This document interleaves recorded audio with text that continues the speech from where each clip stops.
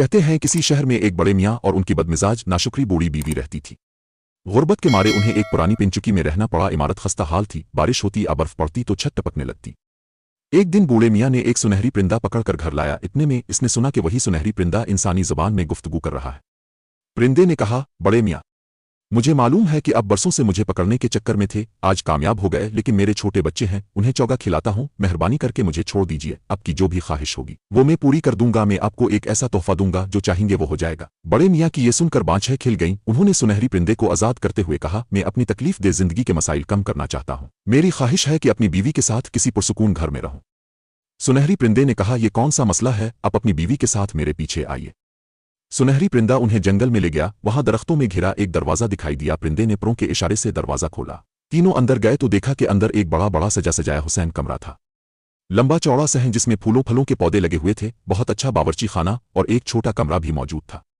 बड़े कमरे में शिकारियों का एक लिबास भी आवेजा था। गरज जरूरत की हर चीज घर में मौजूद थी।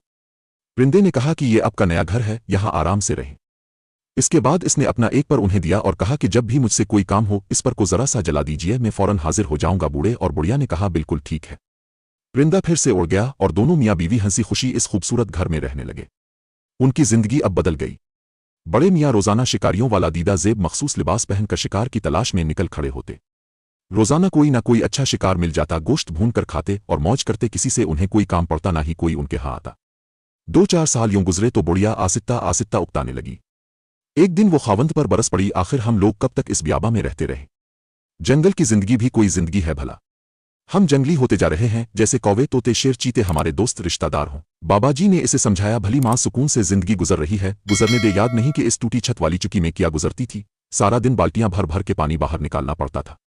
बुढ़िया ने कहा, नहीं नहीं, ये कोई बात नहीं, इंसान को बेहतर से बेहतरीन का सफर करना चाहिए। तुम अभी सुनहरी परिंदे को बुलाओ कि हमारा कुछ करे। बड़े मियाँ ने तंग आकर वो पर निकाला, इसे जरा सा जलाया। चंद ही लम्हों में सुनहरी परिंदा आन पहुंचा और पूछा कि क्या मसला है। बाबा जी ने अपनी बीवी की तरफ इशारा किया कि इससे पूछो। बड़ी भी फट पड़ी, कहने लगी कि जंगल में हम पड़े हैं, जिंदगी का मजा ही नहीं रहा, हमें किसी शहर में ले जाओ ताकि हम शहरी जिंदगी से लुत्फ अंदोज हों। सुनहरी परिंदे ने कहा, कोई मसला नहीं। वो उन्हें एक शहर में ले गया। वहां पहले से ज्यादा खूबसूरत सजा सजाया एक घर उनके हवाले किया। घर में गुलाम कनीजें माली सब मौजूद थे। उनकी शहरी जिंदगी शुरू हो गई।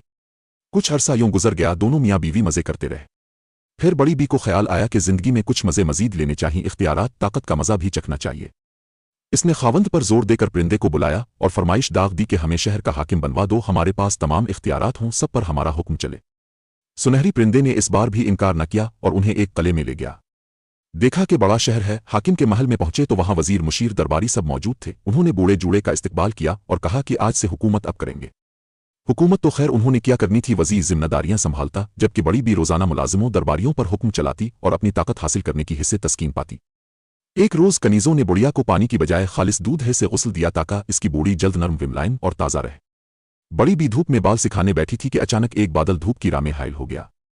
तनक मिजाज बुढ़िया झुंझला गई। इसने पहले तो बादलों को खूब सलवातें सुनाई, जिन्हें इतनी जुरत हो गई कि सूरज की शुआहे को इस तक न पहुंचने दें। फिर इसने बड़े मियाँ पर चढ़ाई की, इसे सख्त सुस्त कहा और मुतालबा किया कि फौरी तौर पर सुनहरी परिंदे को बुलाया जाए। वो मजीद ताकत हासिल करना चाहती है ताकि उन कम बख्त बादलों को इतनी जुरत न हो सके। बड़े मियाँ ने परेशान होकर इसे समझाने की कोशिश की और कहा कि ताकत की हवस ठीक नहीं, गैर मशरूत लामहदूद इख्तियारात और कुव्वत किसी को हासिल नहीं हो सकती। जो मुयस्सर है इस पर गुजारा करो, ये कम नहीं है, उनसे लुत्फ लो, मजीद आगे बढ़ने की ख्वाहिश नुकसान न दे। बड़ी बी की तिवरियां चढ़ गईं। तीखी नजरों से इसने खावंद को देखा और कहा कि नहीं, मुझे तो मजीद ताकत और इख्तियारात चाहिए। मैं सुनहरी परिंदे को बलवा कर जमीन और आसमान के इख्तियारात अपने हाथ में करना चाहती हूं ताकि हर जगह मेरा हुक्म चले। बुढ़े खुसट, फौरन परिंदे को बुलाओ। बड़े मियाँ ने तंग आकर पर जलाया और सुनहरी परिंदे को बुलाया। इसके आने पर बुढ़िया ने फरमाइश की कि बादल ने आकर मेरी धूप का रास्ता रोका, मैं चाहती हूं कि जमीन और आसमान की हर चीज पर मेरा हुक्म चले। सुनहरी परिंदे ने कहा, ठीक है, अब मेरे पीछे पीछे आइए। दोनों चल पड़े। अचानक इंधियां चलने लगे, अंधेरा छा गया, हाथ को हाथ सुझाई ना दे। खासी देर हो गई थी। परिंदे की कोई खबर नहीं थी। बड़े मियाँ और बी बुढ़िया की आंखें कुछ देखने के काबिल हुईं तो उन्हें अंदाजा हुआ कि वो दोबारा से अपनी पुरानी खस्ता हाल पिंचुकी में पहुंच चुके हैं। उन्हें अंदाजा हो गया कि मामला बिगड़ गया है और ऐसा बिगड़ा कि अब ठीक भी नहीं हो सकता। बड़े मियाँ ने तंजिया अंदाज में बीवी को कहा, लो भाई, असल इख्तियारात मुबारक हों। अब जरा जल्दी से बाल्टी उठाओ और कुछ पानी बाहर फेंको ताकि हमारे बैठने की जगह तो बने।